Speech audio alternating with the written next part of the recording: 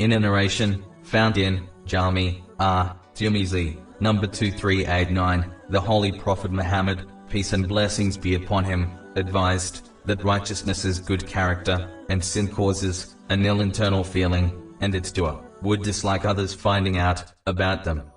This narration indicates the root of all good and righteousness is good character.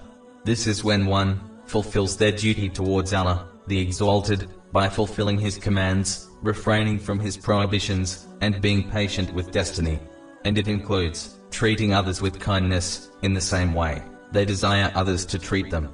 In fact, a person will not become a true believer until they love for others what they love for themselves.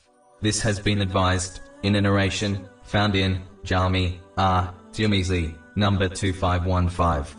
Good character towards Allah, the Exalted, and people, is important to adopt, as it will be heaviest thing in the scales of Judgment Day, and this person will gain the equivalent reward of the one who prayed and fasted often.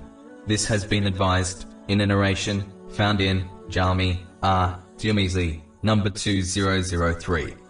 This narration also indicates how to judge one's actions, as a sin is something which creates an ill internal feeling, and they would dislike others finding about their actions. If a Muslim adheres to this advice, they will avoid the vast majority of sins, as human beings has been created in a way which alerts them when they commit most sins.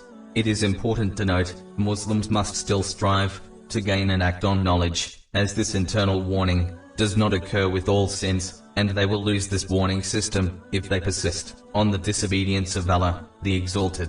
But nonetheless, it is an excellent deterrent from sins, which Muslims should obey.